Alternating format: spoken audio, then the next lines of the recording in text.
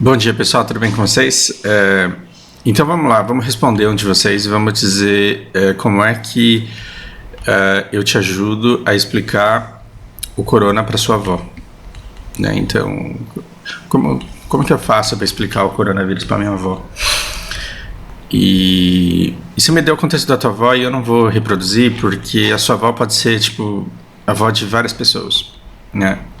E eu não vou dizer com que palavras você tem que fazer isso, porque as palavras são rapport. O que é rapport? Você sabe como você fala com sua avó. O jeito que você fala com sua avó talvez não seja o jeito que você fala com seus amigos da sua idade.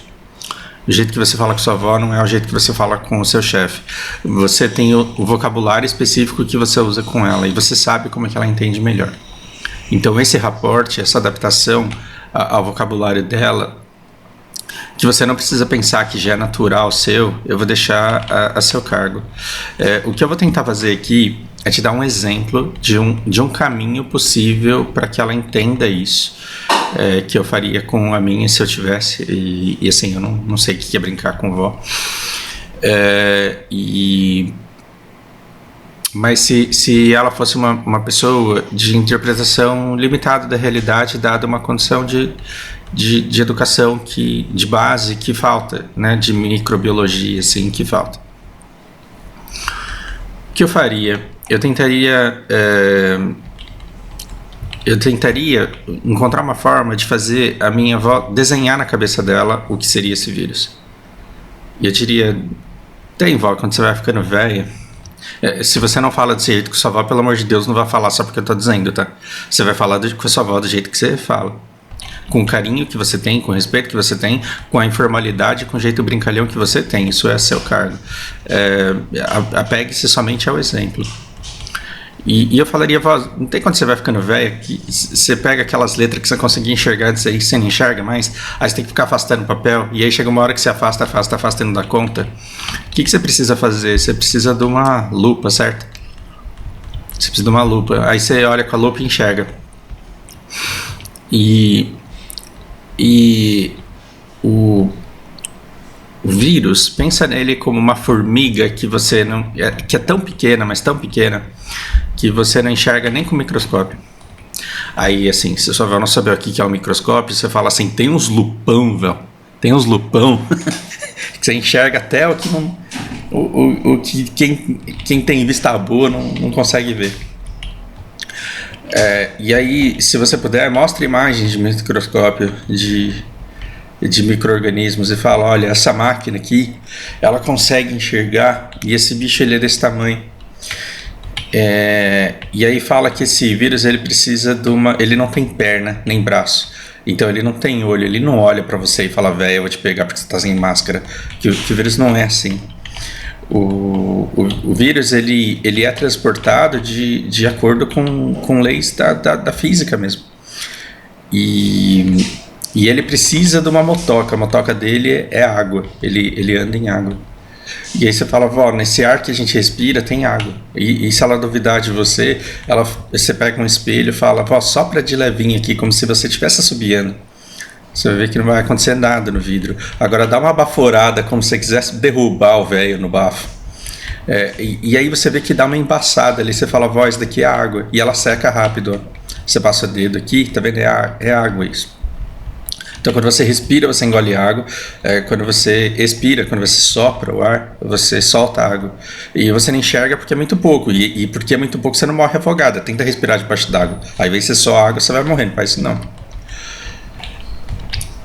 Esses elementos são a composição básica para você mostrar que quando ela respira, e aí faz o ciclo do pulmão, ó.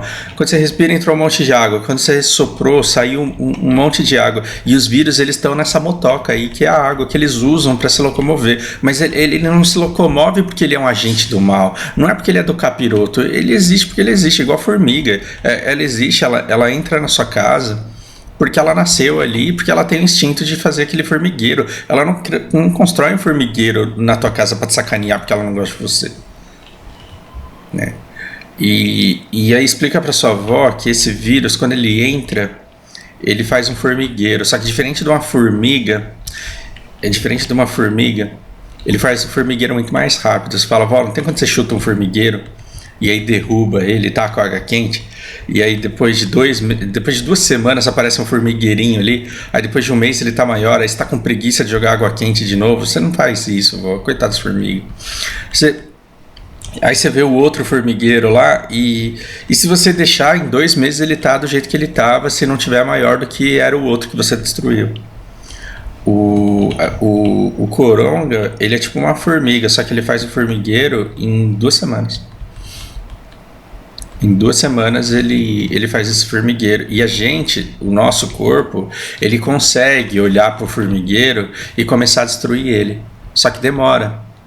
Quando ele olha pro formigueiro, ele começa a construir defesas, a derrubar esse formigueiro. Só que às vezes demora demais. E é engraçado, vó, porque esse vírus é desgraçado, porque a cada 100 pessoas que ele encontra, o corpo de uma não vai conseguir destruir o formigueiro deles. Então, você conhece 100 pessoas, vó? Você conhece 100 pessoas? Se você conhece 100 pessoas, 99 vão ter um corpo que vai conseguir destruir esse formigueiro depois de uns 15 dias. E tem gente que não. Aí, quando a pessoa não consegue destruir esse formigueiro, o que acontece? Ela morre, porque o pulmão dela não funciona, e aí é como se ela estivesse morrendo afogada. E por que você tem que tomar cuidado com o coronga, vó? Porque quando o formigueiro ele tá pequenininho ainda, quando o formigueiro ele tá pequeno demais para te dar febre, quando o formigueiro ele tá pequeno demais para te dar dor de cabeça, quando o formigueiro tá pequeno demais para te dar qualquer sintoma que faça você perceber que você tem ele, você já tá soltando um monte de formiga quando você dá essas baforadas aí. E é por isso que você precisa usar máscara, vó, porque o vírus é pequenininho, mas a motoca não passa. E como ele precisa da motoca para andar, que é a gota d'água, você precisa usar máscara. E aí pergunta para ela, vó, alguma vez você já espirrou bebendo água? Alguma vez você já fez esse favor para a pessoa que estava na sua frente, vó? Você tomou uma Coca-Cola e aí a pessoa contou uma coisa muito engraçada e te deu vontade de espirrar e você riu e espirrou junto ao mesmo tempo? Lembra, né, desse dia, vó? E esse daí é o tanto que a motoca alcança. Então quando a pessoa espirra, a motoca vai lá longe, igual aquela Coca-Cola que você espirrou no velho aquele dia que ele te contou a piada. Então, assim, a máscara serve para quê? Para você molhar a máscara quando você espirra e para as motocas não sair voando tão longe. Então, quando a gente fala ficar em casa, esse ficar em casa é para ficar em casa sem sair, mas não é pôr o pé na calçada, vó, que faz pegar coronga. Não é andar numa praia deserta que faz pegar coronga. Não é andar num parque deserto que faz pegar coronga. Se você estiver no meio da praia e estiver muito longe da pessoa mais perto que tiver, vó, você pode até tirar a máscara lá. Só não é legal você ir pra praia porque tá todo mundo fazendo esforço. Se todo mundo for pra praia, lota, certo? Aí com todo mundo respeitando a saúde do outro, se você vai lá sozinho na praia, você demonstra um pouco de falta de consideração. E quem tá fazendo esforço enorme de não ir, né? Mas se você estiver lá no meio da praia, nem máscara você precisa pôr. Guarda ela no bolso e coloca só quando a polícia vier pra te pegar, vó. Porque aí, quando a polícia chegar pra te pegar, como é que você vai saber que o seu guarda lá e que o policial, eles não estão com formigueiro no pulmão deles e ainda não estão sentindo nada? A hora que elas gritar, para aí, velho, que eu vou te pegar, veio um monte de motoca pra você, vó. Então, quando você vê alguém sem máscara, o que você faz para essa pessoa? Você vira as costas e sai correndo. Ou então você fala assim, eu tenho coronga, eu vou espirrar na sua cara, vai para lá. Por quê? Porque quanto mais perto você estiver da pessoa, quando a gente respira, normalmente as gotículas de água, essas que embaçam o vidro da janela do carro quando a gente sopra, elas alcançam uns 2 passos de distância. Então, se você mantiver 3 passos de distância da pessoa, ela não vai pegar de você e você não vai pegar dela. Eu sei que você gosta da Neide, vó. A Neide é um amor, mas não é a questão da Neide ser de confiança ou não ser. Não é da Neide ter vontade de passar por coronga ou não passar. A Neide, ela não sabe, assim como você não sabe. E porque a Neide não sabe se ela tem, e porque você não sabe se você tem, você não vai falar assim, ah, na Neide eu confio porque ela é uma boa pessoa, ela tem um coração bom, então eu vou deixar ela vir aqui em casa. Você não pode fazer isso. Por amar a Neide, você tem que ou não deixar ela entrar em casa, ou quando ela entrar, ela ficar bem longe de você. E quando ela pegar na maçaneta, quando ela pegar no garfo, quando ela pegar em alguma coisa, você tem que olhar para essa coisa como se ela tivesse formiga. Como se ela tivesse formiga. E se você pegar essa coisa que ela pegou, não tem, vó, quando você está mexendo com farinha de trigo? Até quando você está mexendo com farinha de trigo, você pega a farinha de trigo e depois pega na maçaneta da porta. Não vai ficar um monte de farinha lá? É essa conta que você tem que fazer, vó. Quando você espirra na sua mão, você jogou um monte de coronga lá. Então, quando você pega no botão do ônibus para dar sinal, quando você pega ali naquele trem lá para você não cair dentro do ônibus, a outra pessoa que pega ali, como se tivesse farinha de trigo mesmo, ela vai pegar naquele lugar, ela vai sujar a mão de farinha de trigo. E se ela esfregar isso na cara, o que vai fazer? O coronga, ele vai pegar a motoca dele e vai parar no pulmão da pessoa. Então é por isso que você usa álcool em gel, para tirar essa farinha de trigo da sua mão. É por isso que você usa essa máscara, para não soltar essas motocas voando. O remédio que você toma, vó, ele é de verme. Ele vai limpar o seu intestino. Aquele outro remédio, ele é pro figo. Ele vai fazer bem para outras coisas.